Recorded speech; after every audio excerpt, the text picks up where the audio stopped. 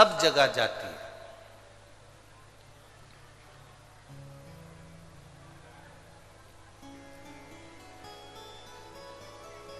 सूर्य की रोशनी हर जगह पर जाती है। एक लोक ऐसा है, वो है पाताल लोक।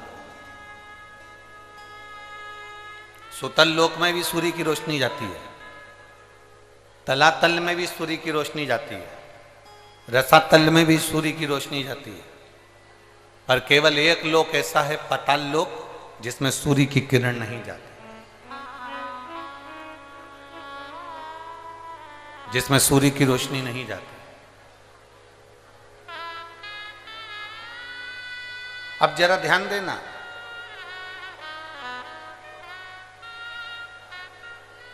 एक लोक ऐसा है जिसमें सूर्य की किरण नहीं जा रही है, तो पूछा गया, विचार किया गया,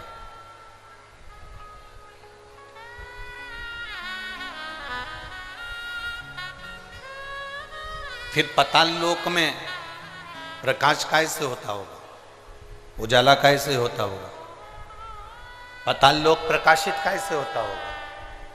सारे लोकों में सूर्य की किरण जाती है, केवल एक पाताल लोक में सूर्य की किरण नहीं जाती। रसातल में जा रही है, तलातल में जा रही है, सब जगह पर सूर्य की किरण जा रही है। बस एक स्थान पाताल लोक ऐसा है जिस पाताल लोक में सूर्य की किरण नहीं। पाताल लोक में सूर्य की किरण नहीं पहुंची। तो किसी ने पूछा कि अगर मान लो सूर्य की किरण इस पाताल लोक में नहीं जाती तो यहां प्रकाश कैसे होता।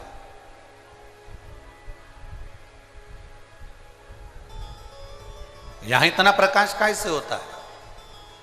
तो शास्त्र कहता है, वेद व्यास जी ने स्कंद पुराण में वर्णन किया कि पाताल लोक में सूर्य की किरण भले ना जाए, पर वहां जो प्रकाश है, वहां जो उजाला है, वो प्रकाश, वो उजाला, जितने पाताल लोक में सर्प रहते हैं, नाग रहते हैं, उन नागों के मस्तक पर जो मणि रहती है, उस मणि का प्रकाश इतना रहता है कि पाताल लोक में सूर्य की जरूरत नहीं पड़ती, वहां प्रकाश ही प्रकाश हो जाता है।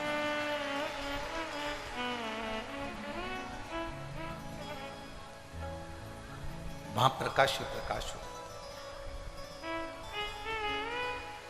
अब आप भी थोड़ा सा स्मरण करिएगा, आप भी अपने ध्यान लगाइएगा कि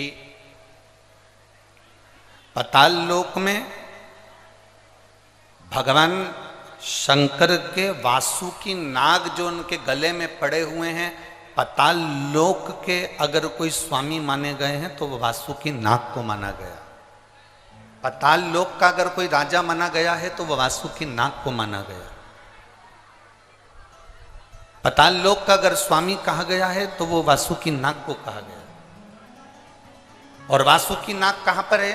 भगवान शंकर के जम के बोलो जरा, शिव जी के गले।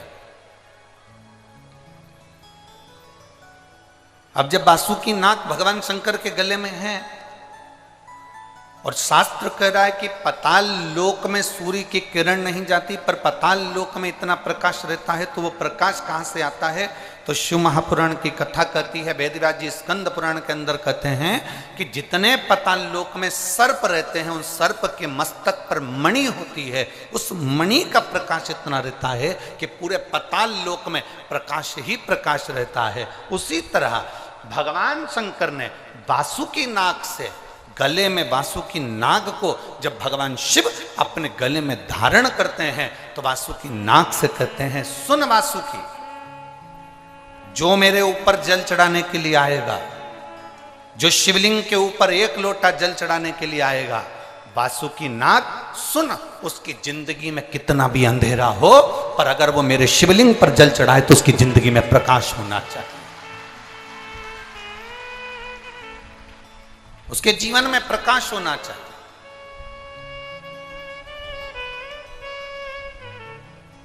कितने लोग हैं जो शंकर जी के मंदिर में एक लोटा जल चढ़ाते हैं? हाथ उठाओ जरा। सभी चढ़ाते हो? रख लो, वापिस रख लो, धन्यवाद, बहुत बहुत बाबा की कृपा। चढ़ाना चाहिए, प्रतिदिन शंकर के मंदिर तक जाना चाहिए, 1 लोटा जल चढ़ाना चाहिए। हम ये नहीं कहेंगे कि बहुत दूर मंदिर हो तो जाओ, आपके घर के पास में जो मंदिर हो, जरूरी नहीं कि आप बहुत दूर जाएंगे तो शंकर जी प्रसन्न होंगे। आपके घर के पास में जो मंदिर हो, आपके घर के नजदीक में जो मंदिर हो, आप तो वहां जाओ।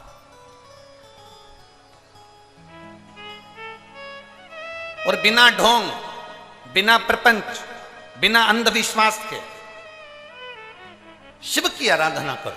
शंकर को 1 लोटा जल चढ़ाओ।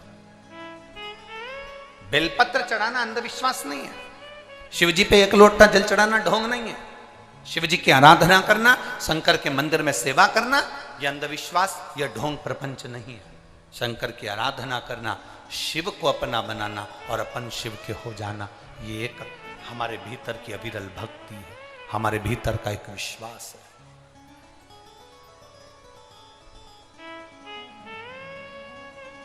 आज दुनिया के लोग इतना कमा रहे हैं, इतना कमा रहे हैं, धन इतना हो गया, इतना हो गया, पर जरा विचार करिए कि वो दुनिया के लोग विचार करें कि संपदा बढ़ गई तो क्या सुख आ गया? ये लगता है हमको। यहां जितनी माताएं बैठी ना, इनको ही लगता है मेरे बेटे की शादी हो जाए, बहू घर में आ जाए, जब बहू आ जाएगी तो मैं सुखी हो जाऊंगी। यहां इतनी सारी बूढ़ी बूढ़ी माताएं बैठी हैं, इनसे पूछो इनकी बहू आ गई तो ये कितनी सुखी,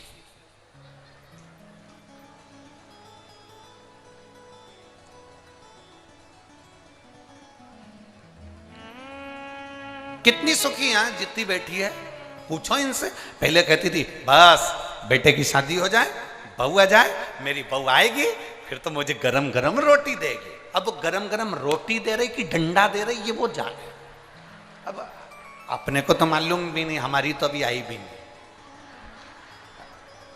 जब बहू आएगी तब देखा जाएगा। पर अगर जो सोच कर बैठे कि नहीं साहब मैं बस मेरे बेटे की शादी हो जाए, बहू आ जाए, मुझे गरम रोटी देगी, फिर कोई कहे बस भगवान ऐसी कृपा कर दो मेरी बहू को एक छोरा छोरी हो जाए, मेरी बहू की गोद भरा जाए और उसके घर में बच्चा हो जाए, ऐसी कृपा करना, मैं दादी बन जाऊं। और एक वो नियम है दादी के बाद में पर दादी का मतलब होता पर दादी बन जाऊं और पर दादी बन जाऊं, पर मेरा पोता मुझे सोने की, जम के बोलो जरा, सोने की सीढ़ी पर चढ़ा।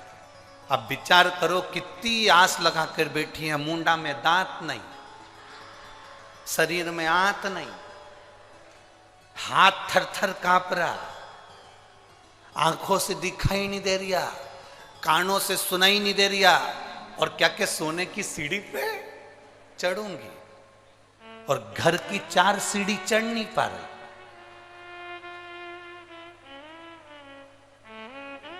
कथा में भी जाए तो 2-4 उसका हाथ पकड़ के ले जाए, चढ़ नहीं पा रही, और विचार कर कर बैठी है सोने की सीढ़ी पर चढ़ूंगी। शिव महापुराण की कथा कहती है ये सारी आस लगाना, ये सारा सोचना कि मुझे पोता आएगा, सोने की सीढ़ी पर चढ़ाएगा, पर पोता आएगा, सोने की सीढ़ी पर चढ़ाएगा, मेरे बच्चे का ब्याह हो जाएगा, बहू गरम गरम भोजन देगी, मेरे घर में गाड़ी आ जाएगी, मैं सुखी हो जाऊंगी, मेरा 4 मंजिल का मकान बन जाएगा, मैं सुखी हो जाऊंगी, मेरे पास में इतना धन आ जाएगा, मैं सुखी हो जाऊंगी। ना,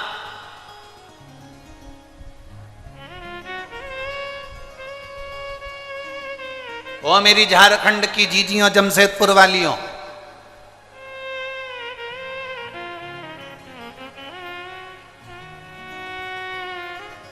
तुम जैसी हो ना वैसी ही अच्छी हो।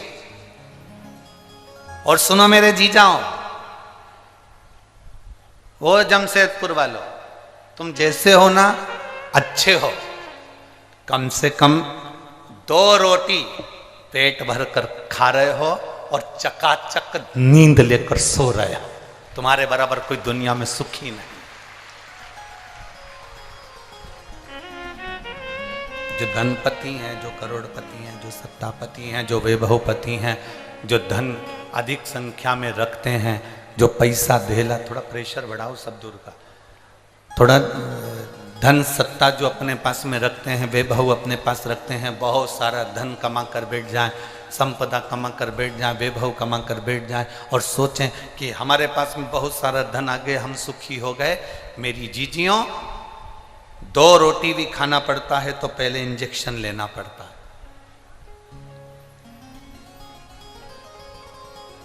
सोना है तो 2 गोली खाना पड़ता है। कम से कम आप सुखी हो, ना आपको इंजेक्शन लेना पड़ रहा है और ना 2 गोली खाकर सोना पड़ रहा है। 1 लोटा जल चढ़ाते हो और रात भर तक हमारी ताजगी हमारे जीवन में बनी रहती है। ये सुख है।